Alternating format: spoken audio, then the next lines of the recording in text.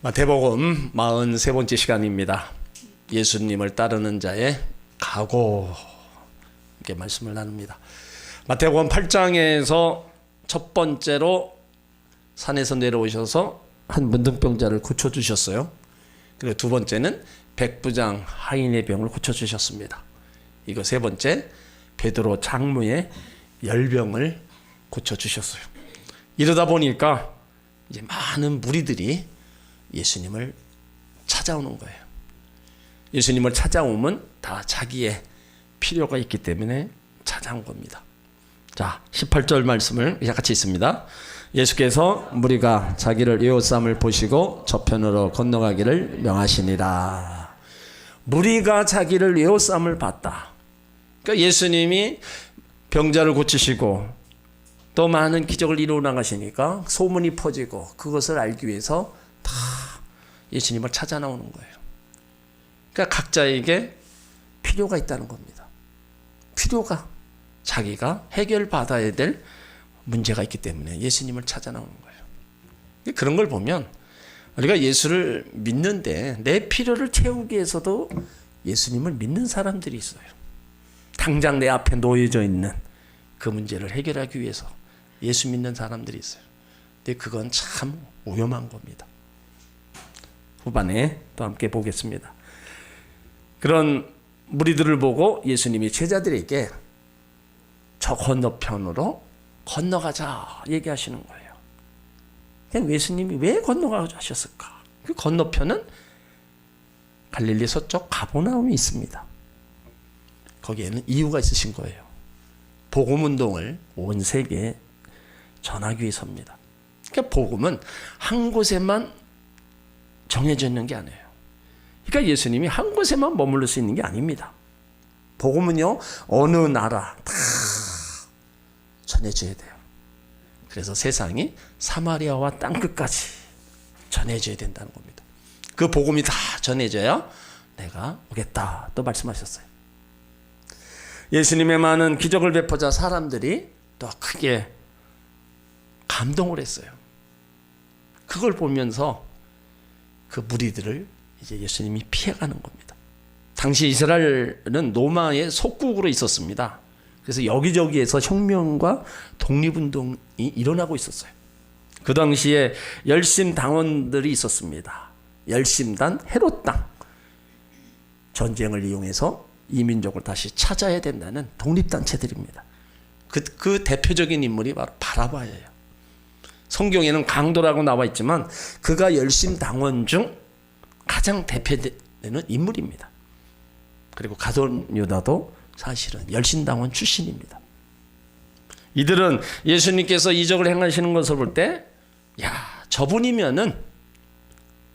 지도자 왕이 되면 우리도 저 로마의 압제에서 완전히 벗어나지 않겠는가, 그런 생각을 갖고 있었어요.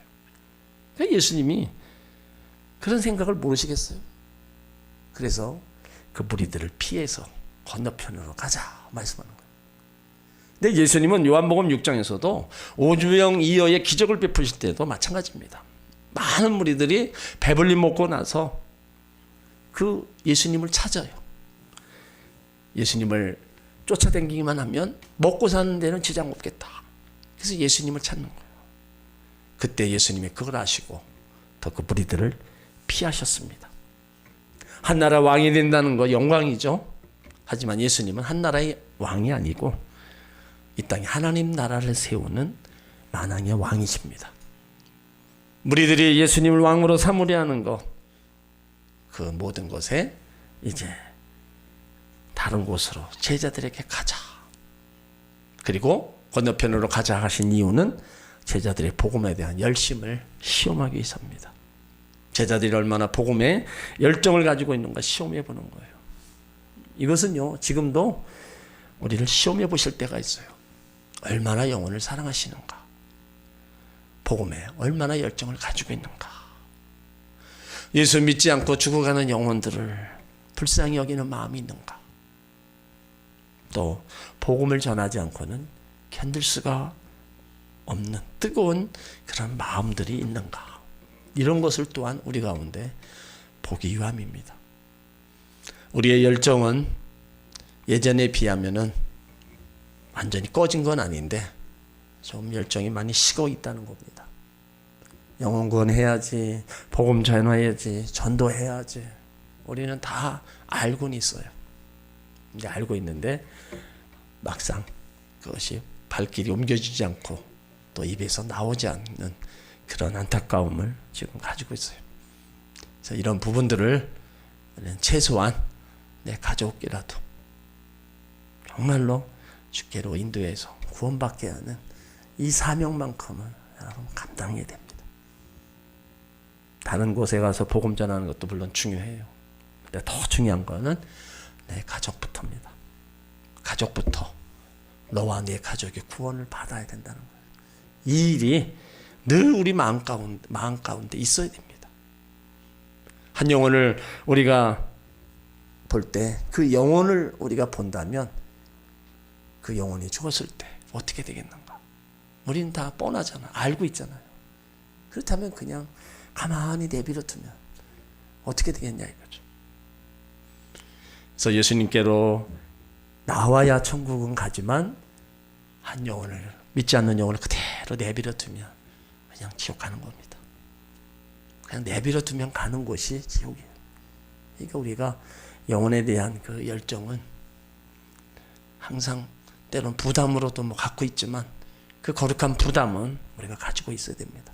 그래서 나로 인해서 나와야 될 그 한 영혼, 내가 인도해야 된다는 거, 이것을 우리가 잊지 말아야 되는 거예요. 오늘 우리가 에호쌈을 보고 건너편으로 가자 할 때 이제 19절에 보면 한 서기관이 나와서 예수님을 쫓겠다고 얘기해요. 한 서기관이 나와 예수께 말씀하되 선생님이여 어디로 가시든지 저는 쫓으리이다. 여기 서기관은 예수님의 말씀과 병 고치는 그 이적을 보면서 예수님께 감탄한 사람입니다. 이게 당시 유대 사회에 있어서 특별히 이게 서기관과 납비라는 지도계층이 있었어요.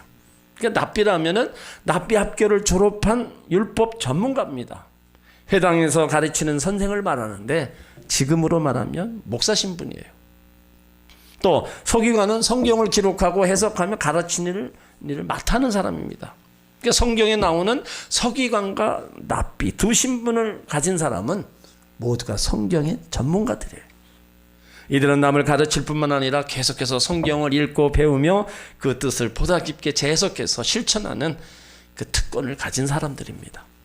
그런데 이 서기관이 예수님을 따르겠다. 왜 그렇게 했어요? 예수님 율법의 가르침에 놀랐다는 겁니다. 너무 감동적이고 은혜롭게 율법을 가르침으로써 내가 저분을 따라야겠다.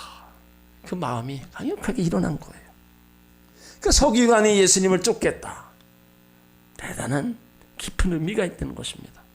그냥 단순한 배운 것이 아니라 행동으로 함께한다는 뜻을 갖고 있어요. 열신당원, 상상할 수 없는 일이죠. 또 지도층의 인사가 예수 믿는다는 거, 여러분 참 대단한 거예요. 원래 위로 올라갈수록 직분이 높을수록 예수 믿는 사람 별로 없습니다. 처음부터 믿어서 이게 하나님 높여주셔서 예수 믿는 사람은 있어도 그 높은 지도층에 있는 사람들이 예수님 믿는 경우가 참 드물어요. 그런데 예수님은 이제 그 서기관이 나 예수님을 쫓겠다. 그런데 예수님은 그 쫓임을 허락지 않으십니다. 그러니까 오늘 본문 속에서 예수님이 말씀하시는 의도가 오히려 길을 막는 것 같은 인상을 주고 있어요. 왜 이러느냐? 이미 예수님께서 서기관의 마음을 읽고 계셨다는 겁니다. 서기관의 마음속에 저 선생님만 따라가면, 저 선생님만 매달리면, 그런 마음. 그래서 예수님은 서기관에게 엉뚱한 얘기를 해요. 내가 쫓겠습니다. 그랬더니 엉뚱한 얘기를 하시는 거예요. 자, 20절을 같이 읽습니다. 예수께서 이르시되 여우도 굴이 있고 공중의 새도 거처가 있으되 오직 인자는 머리 둘 곳이 없다 하시더라. 그러니까 예수님 말씀 속에 완전히 다른 차원에서 서기관을 시험하고 계시는 겁니다.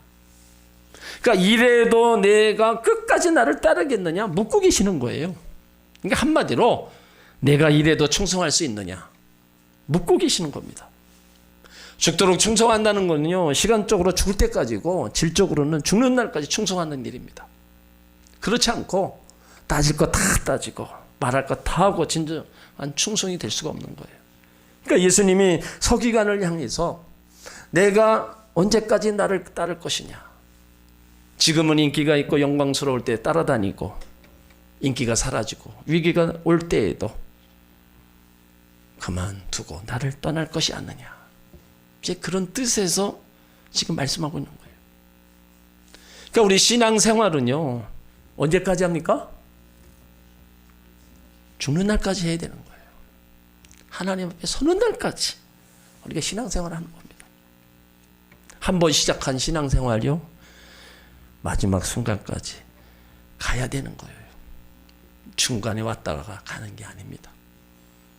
근데 안타깝게도 왔다가 가는 사람이 너무나 많아요. 제가 아는 한 사람이 참 병석에 누워있다가 전도를 받고 많은 이들이 같이 중보하면서 이렇게 했을 때 병에서 치료가 됐어요. 그러니까 자기가 그렇게 아픈 병에서 치료받고 이제 열심을 다해서 교회 가서 평생을 내가 주님을 위해 살겠다. 그런 열심. 그런데요, 불과 3년이 안 돼서 신앙을 다 까먹고 도로 세상에 나갑니다. 왜 교회 안 나가냐고 물으면 3년간 나가 주었다. 은혜를 갚았다. 그런 식으로 말하는 거예요. 그러니까 그 사람은 결국 또 병을 얻어서 시름시름 앓다가 그냥 죽었습니다. 여러분, 육신의 병은 우리가 들었다가 나을 수도 있어요. 근데 중요한 게 뭐예요? 영혼이잖아요. 하나님이 그 육신의 병을 통해서 구원시켜 줬다면 정말로 감사해서 이제 영혼 구원을 위해서 달려가야 되는데 그의 목적은 병 낫는 데 있었다는 거예요. 하나님은 또 그를 긍휼히 여기셔서 고쳐주셨으면 진짜 말 그대로 내가 더 주를 위해서 내가 살겠습니다 했다면 그렇게 가야 되는데 3년을 못 가서 다시 세상으로 나가고 그 영혼마저 버림받는 그런 안타까운 일들, 이것이 우리 주변에서 엄청 많이 일어나고 있습니다. 오늘 본문의 예수님 대답은 참 지혜로우신 대답이에요. 예수님 제자가 되겠다는 사람에게 거절하지 않으셨습니다. 자격이 없다고도 말씀하지 않고 자격을 제시하고 있어요. 산에 사는 여우도 자기 굴이 있고 넓은 창공을 나는 새도 저녁이 되면 깃들을 장소가 있다. 그러나 내가 나를 따르고자 하는 나는 머리 들 곳이 없는 사람이다. 그래도 나를 따르겠느냐? 정말 아무런 대가를 바라지 않고 따를 수 있겠느냐? 이 질문을 하시는 거예요. 그러니까 예수님이 보실 때 아무래도 내 마음속에 무엇인가 바람이 있고 조건 같은 것이 있으니까 네가 그것 가지고는 안 된다는 겁니다. 그러니까 그 당시 예수님을 따를 때 자기들 나름대로요 꿈과 설렘들이 있었습니다. 노마를 쳐부수고 이스라엘 왕이 되면 그들은 다 한 자리씩 탐내고 있는 자들이에요. 예수님을 왕으로 세워놓고 요즘 말로 하면 장관급이나 뭐 하나 얻고자 하는 그런 마음들이 다 있었어요. 예수님을 이용해서 뭔가를 자기들의 필요를 채우려고 하는 그런 마음들. 뭐 이 마음들은 지금도 그런 사람들이 없지 않아 있습니다. 좀 전에 말씀드렸던 그 한 사람도 그 죽을 병에서 그 노연함 받기 위해서 몰랐던 예수님 영접하고 함께 모두가 다 기도해서 나음을 얻었다면, 그래서 병이 회복됐다. 정말로 그런 기적을 체험했으면 잘 예수님 믿고 나가야 되는데 자기 병이 치료받았다는 그거로 목적 달성했다고 예수님을 떠나는 이런 안타까운 일들이 일어나고 있는 겁니다. 참다운 사명이라면요 물질적인 거 자리를 보장받으려 하지 않는 겁니다. 그냥 뭐예요? 구원해 주시는 애 감사하고 직분에 감사해서 그냥 내가 할 수 있는 일 생명마치 하는 겁니다. 그게 진정 우리가 하나님 앞에 보답해야 될 내용이에요. 나 뭐 줬으니까 내가 뭐 합니다. 아니에요. 이미 우리는 받을 거 다 받았습니다. 영원한 생명, 영생을 이미 받은 거예요. 그거 하나만으로도 우리는 족한 겁니다.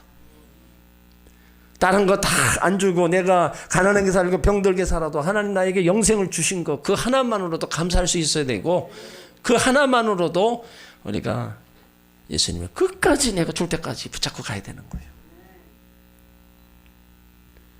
예수님은요, 지금도 당신의 자녀들이 그 일시적인 감격에 따르는 것을 경계하십니다.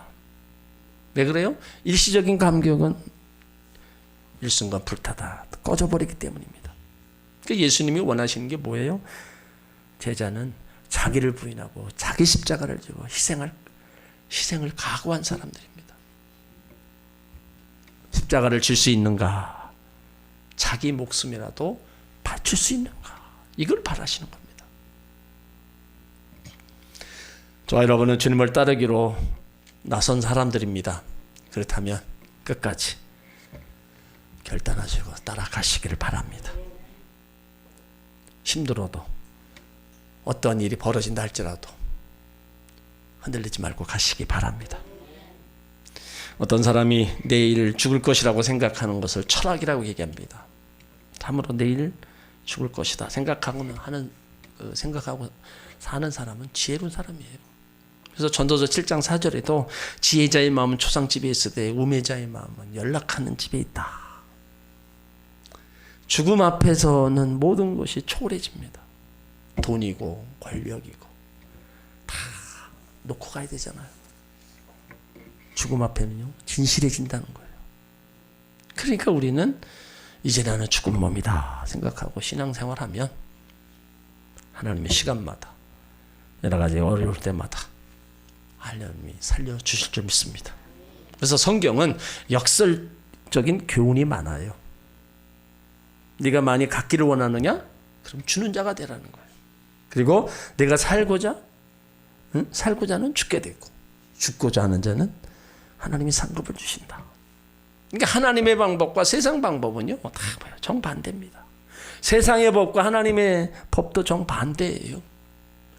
세상 법은 주는 자가 손해입니다. 근데 하나님 나라는요, 누가복음 6장 38절에 말씀하는 것처럼 주라 그리하면 너에게 줄 것이니 곧 후이되어 누르고 흔들어 넘치도록 하여 너에게 안겨주리라. 너희 헤아리는 그 헤아림으로 너희도 헤아림을 도로 받을 것이니라.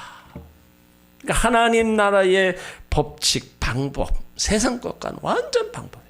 그러니까 우리는 세상 것을 따라가서는 안 되고 하나님 나라 방법대로 하나님의 법, 말씀을 우리가 그래서 따라가야 되는 겁니다. 오늘 예수님이 인자는 머리 둘 곳이 없다고 말씀하셨어요. 그러니까 나를 따르는 자는 집 생각도 하지 말라는 깊은 뜻이 포함되어 있어요. 이 사람은 지금 평신도로 예수님을 따르는 게 아닙니다. 예수님 제자로 따르기를 원하는 거예요. 그런데 예수님은 그의 마음을 다 혼이하시고 나를 따르는 자는 어디 가서 환영을 받는 자리보다 핍박받는 자리가 더 많을 거다. 인기보다 고독한 길을 가야 할 때가 더 많을 거다. 이걸 말씀하고 있는 거예요. 그러니까 주님을 따르는 길은 주님과 그 십자가에 언덕까지 따르는 길. 그래서 좁은 문, 좁은 길이라는 거예요. 이래도 네가 제자로서 따라갈 수 있느냐? 묻고 있는 거예요. 그리고 인자는 머리 둘 곳이 없다고 하셨는데요. 인자는 예수님 자신이 자기를 말할 때 많이 사용한 칭호입니다. 이 칭호는 예수님 겸손에 대해 사용한 언어고, 또 머리 둘 곳이 없다는 건요, 주님이 소유가 없음을 설명한 단어예요. 그러니까 예수님은 여우나 새보다 평안히 안식할 곳이 없다 그랬어요. 요한복음 7장 53절에 보면 예수님은 산에서 들에서 밤이 맞도록 기도하시면서 밤을 지새웠어요. 예수님은 오실 때도 가난하게 빌린 마구간으로 오셨고, 죽음도 요셉의 무덤에서 마치셨어요. 그래서 플로모라는 사람은 예수 그리스도는 남의 마음간을 빌려서 세상에 태어났고 남의 무덤을 빌려서 생을 끝냈다. 그러니까 인자는 버려둘 것이 없다. 하나님이 아들로 만왕의 왕으로서 이 땅에 가난하게 태어나셨고 또 그 가난 가운데 남의 무덤을 빌려서 또 가셨어요. 왜 그렇게 하셨냐? 성경은 우리에게 부유함을 주려고 그런다 말씀하고 있어요. 고린도후서 8장 9절에 우리 주 예수 그리스도의 은혜를 너희가 알거니와 부유하신 자로서 너를 위하여 가난하게 되심은 그의 가난함을 인하여 너희로 부욕케 하려 하심이니라. 그러니까 예수님이 가난을 위해서, 우리의 가난을 위해서 친히 가난하셨으니 우리는 예수 그리스도로 말미암아 부유하게 살아야 할 바로 복된 자들이라는 겁니다. 그래서 예수를 믿고 풍성함을 누리고 은혜의 삶을 누리는 것은 그 믿는 자에게 주시는 하나님의 축복입니다. 예수 믿으면 복 받는다, 그거는 두 번째고요. 예수들을 잘 믿고 섬겼더니 약속하신 대로 나의 가난을 부여로 만들어 주셨구나. 그렇게 따라오는 그 부유함을 하나님이 주시는 거예요. 오늘 예수님을 쫓겠다는 서기관, 네가 고난이 있어도 나를 따르겠느냐? 이러한 순간에도 따르겠느냐? 그걸 묻는 거예요. 그렇다면 우리는 여태 힘들고 어려울 때도 주님 따라 여기까지 왔습니다. 앞으로 어떤 고난이 있어도 우리 또 따라가야 됩니다. 열심을 다해서 주님 앞에 서는 그날까지 우리는 이 길을 가야 될 줄 믿습니다. 그러면서 이제 다른 제자와의 대화가 이어져요. 자, 21절로 22절을 읽습니다. 제자 중 또 하나가 가로되 주여 나로 먼저 가서 내 부친을 장사하게 허락하옵소서. 예수께서 가라사대 죽은 자들로 저희 죽은 자를 장사하게 하고 너는 나를 쫓으라 하시니라. 자, 여기 21절에 제자 중 또 한 사람이 나옵니다. 자, 제자 중 또 한 사람. 이 사람이 한 얘기가 뭐냐? 주여 나로 먼저 가서 내 부친을 장사하게 허락하옵소서. 이 요구는 인간적인 면에서 볼 때 당연한 요구입니다. 자식이 부모를 장사하는 거 의무적이고 윤리적이고 그보다 급한 일 없어요. 그런데 예수님 말씀은 죽은 자들로 죽은 자를 장사하게 하고 너는 나를 쫓으라. 자, 여기서 많은 사람들이 성경을 잘못 해석하면 부친이 돌아가셨는데 장례식도 갈 필요가 없다 해석할 수가 있어요. 이 말씀은요, 많은 사람들로부터 오해를 불러일으키기 쉽습니다. 기독교는 불효를 가르치는 종교인가? 부모의 장례도 치르지 말는가? 너무하지 않는가? 비판하기도 합니다. 그것은 잘못된 겁니다. 장례식에 가야죠. 예수님은 부모에게 효도를 가르쳤고 십자가 위에서도 그 효를 실천하신 분입니다. 이 말의 뜻은 당시 중동 문화를 알아야 이해가 갑니다. 이 제자의 말은 유산을 받을 때까지 기다리겠다는 겁니다. 그러니까 아버지가 죽으면 자식에게 유산을 줍니다. 그런데 아버지가 아직 살아있어요. 예수님을 따라가고 싶은데 아버지가 언제 죽을지 모릅니다. 그래서 아버지가 죽을 때까지 기다렸다가 유산을 받은 후 예수님을 따르는 것이 이 제자의 말의 뜻입니다. 그러니까 당시 그 관습이 부모가 나이가 많거나 병에 걸렸을 경우에 자식이 멀리 떠나지 못합니다. 멀리 가면 부모가 갑자기 돌아가실 경우 장례를 치를 수가 없어요. 그런 배경이 있는 겁니다. 이 본문의 제자의 부모가 죽은 게 아닙니다. 만약에 그 부모가 돌아가신 경우라면 하루만 장례식을 지내면 되는데 예수님이 기다리지 못해서 장례식이 그만두고 나를 따르라 그렇게 말씀하신 예수님이 아닙니다. 그러니까 요즘 말로 비유해서 표현한다면 예수를 믿으세요 전도하면 돈 좀 벌어놓고요, 사업을 좀 일으켜놓고요, 애도 좀 키워놓고요, 좀 더 젊을 때 놀고 늙으면 예수 믿을게요. 이렇게 저렇게 핑계대는 말이 오늘 본문 제자의 말이라는 겁니다. 이에 대해 예수님이 죽은 자들로 저희 죽은 자를 장사하게 하고 너는 나를 쫓으라. 이 말의 뜻은 세상 사람으로 하여금 세상 물건을 가지게 하라는 말씀입니다. 진정한 유산은 신앙의 유산뿐입니다. 세상 것 때문에 영혼을 놓쳐서는 안 된다는 거예요. 자기 자신을 바라보느라 예수님을 잃어버려서는 안 된다는 겁니다. 그러니까 아버지 유산 받을 때까지, 아버지가 죽을 때까지 기다렸다가 그 후에 예수님을 따르는 거는요, 너무 늦다는 거예요. 오늘 이 제자는 세상 것에 먼저 우선순위를 둔 자입니다. 먼저 가서 내 부친을 장사하게 허락하옵소서. 그래서 예수님은 나를 쫓으라고 하시는 거예요. 성도의 삶의 우선순위가 먼저 예수님을 쫓는 것을 가르쳐주고 있는 겁니다. 그러니까 우선순위가 바로 되면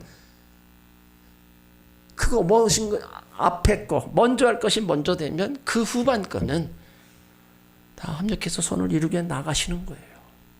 근데 우리는 자꾸 이 우선순위를 뒤집어서 지금 살아가고 있는 거예요. 제가 자주 얘기하는 얘기가 여러분 우스갯소리 같지만 여러분 깊이 한번 생각해 보셔야 돼요. 일 없어야 교회 나온다. 여러분 한번 깊이 생각해 보세요. 일 없어야 교회 나온다. 맞습니까? 틀립니까? 많은 사람들이요, 일이 없어야 교회 나와요. 오늘 여기 예배 나와야 되는데 일 있어 보세요. 거기 가죠. 주일날 일 있어 보세요. 거기 먼저 가죠. 여러분, 그 얘기가 저도 엄청 생각하면 생각할수록 다 조그만한 뭐 하나만 있어도 우리는 글로 달려갑니다. 이게 우선순위가 완전 뒤바뀌는 거예요. 한 번이면 괜찮다고 여깁니다. 아닙니다. 한 번이 두 번이 되는 거예요. 연장돼 가는 거예요. 그러니까 내가 철저하게 나는 하나님 앞에 가야 될 날은 하나님 먼저는 내가 가겠다. 이 우선순위가 바로 세워지고 앞으로 일어나는 일도 헤쳐나가야 되는 거예요. 일이 있어도 교회 먼저 오시기 바랍니다. 자, 누가복음 9장 61절로 62절을 한번 보세요.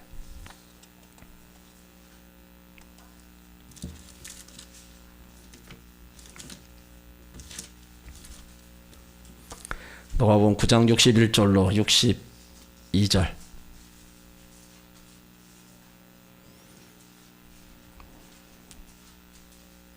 자, 같이 있습니다. 또 다른 사람들이 가로되 주여 내가 주를 쫓겠나이다마는 나로 먼저 내 가족을 작별하게 하소서. 예수께서 이르시되 손에 쟁기를 잡고 뒤를 돌아보는 자는 하나님 나라에 합당치 아니하니라. 나로 먼저 뭐예요? 가족을 작별하게 해달라. 가족의 일을 보게 해달라. 예수님은 그거 원치 않으시는 겁니다. 그래서 누가복음 9장 23절에 아무든지 나를 따라오려거든 자기를 부인하고 날마다 제 십자가 지고 나를 쫓으라는 거예요. 손에 쟁기를 잡고 뒤를 돌아보는 자는 하나님 나라에 합당치 않다. 아무든지 나를 따르거든 자기를 부인하고 제 십자가를 지고 나를 쫓아라. 여러분 십자가 다 있습니다. 고통의 십자가도 있어요. 인간 생활에 자연히 따르는 고통, 고난이 있습니다. 사는데 고통이 따르는 거예요. 근데 그 고통을 감당해야 된다는 거예요. 또 핍박의 십자가도 있습니다. 이거는요 예수 믿는 사람들에게만 있는 거예요. 디모데후서 3장 12절에 무릇 그리스도 예수 안에서 경건하게 살고자 하는 자는 핍박을 받으리라. 믿는 사람에게 당연히 핍박이 다가오는 거예요. 그리고 남을 위한 십자가가 있습니다. 예수님 십자가가 바로 남을 위한 십자가였어요. 그래서 기독교는 십자가의 종교. 십자가는 고난, 희생, 헌신을 얘기합니다. 자기 죽음이에요. 그래서 바울은 날마다 십자가 아래서 나는 죽노라. 왜 그랬어요? 부활 뒤에, 죽음 뒤에 부활의 아침을 바라봤기 때문이죠. 오늘 예수님께서 가라사대 죽은 자들로 저희 죽은 자를 장사하게 나를 쫓으라. 기회는요 항상 있는 게 아닙니다. 나를 쫓으라는 기회 상실하지 말라는 겁니다.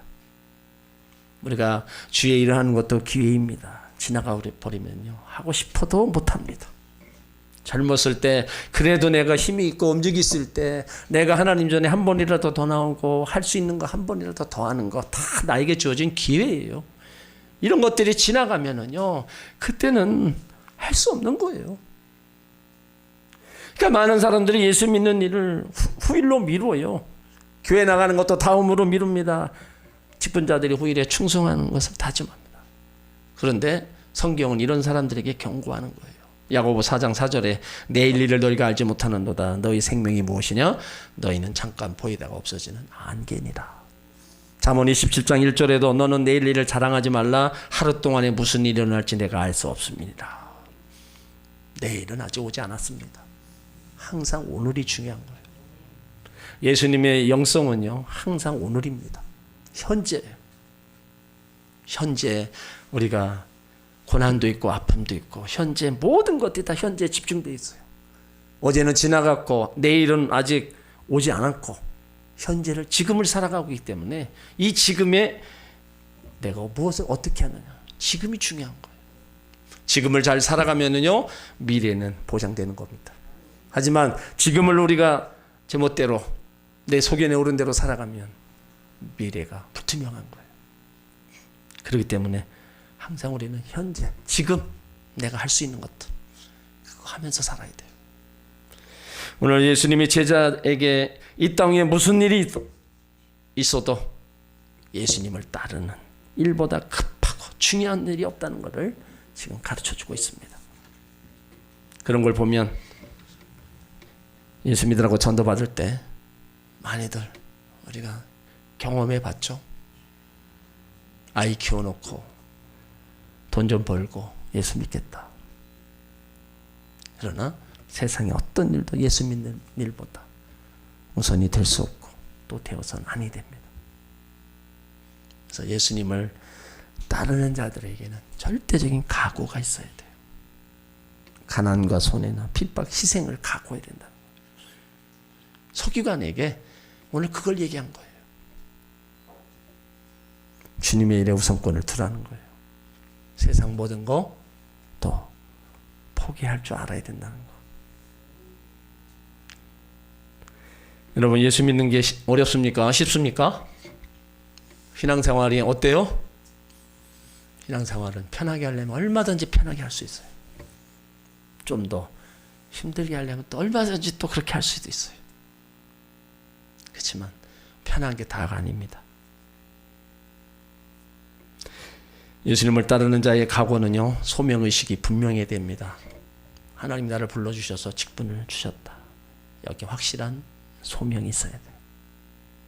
그 소명이 우리를 행복하게 하는 겁니다. 사명에 헌신하는 사람은 보상을 기대하지 않습니다. 여러분 자식 키우면서 뭐 보상을 바라고 키웁니까? 아니잖아요. 그냥 귀엽고 사랑스럽고 그저 행복한 거예요. 그냥 사명을 최고의 영광으로 하는 겁니다. 그렇게 하다 보면 나중에 자식이 부모에게 또 할 건 또 하는 거예요. 오늘 우리 예수님의 우리 가운데 일러준 이런 말씀들을 우리 한번 잘 생각해 봐야 돼요. 오늘 본문에 두 사람이 나와요. 한 사람은 서기관입니다. 제자가 되겠다. 내가 쫓아가겠다. 근데 예수님은 네가 고난이 있어도 따르겠느냐. 제자 중 한 사람에게 나로 먼저 가서 내 부친을 장사하게 하라. 그보다도 더 중요한 게 나를 쫓으라는 거예요. 주님을 따르는 게 먼저라는 걸 가르쳐 주십니다. 그러면 우리는 하나님이 택함 받은 자녀들이에요. 그렇다면 우리가 주의 은혜에 감사하고 열심을 다해 따르는 거, 이건 우리가 해야 될 일입니다. 그 누구보다도 먼저 주님을 사랑하는 저와 여러분들이 가야 될 길이에요. 주님을 따르는 길을 먼저 최우선으로 삼고 달려가시기 바랍니다. 지금보다 조금 더, 한 걸음 더 교회 안으로 들어오시기 바랍니다. 교회 멀리 서서 구경하지 마시고요. 내 필요에 의해서 예수 믿지 말고 이미 하나님 주신 영원한 영생을 소유한 자답게 우리 하나님을 사랑하고 날마다 달려나가야 될 줄 믿습니다. 그러면 되는 거예요. 그러면 거기에서 때를 따라 주시는 은혜들, 이건 하나님이 다 지금까지 그렇게 해오셨고 앞으로도 그렇게 해주실 거예요. 그러니까 하나님 먼저의 신앙이 얼마나 중요한가를, 그의 나라와 그 일을 구하는 신앙이 얼마나 중요한가를, 그리하면 이 모든 것을 너에게 더해 주겠다. 그 약속의 말씀이 따라오잖아요. 그러니까 그렇게 한번 주님을 쫓아가 봐라. 그거예요. 여러분 모두가 다 그런 신앙, 그런 믿음의 길을 가시기를 주의 이름으로 축원합니다.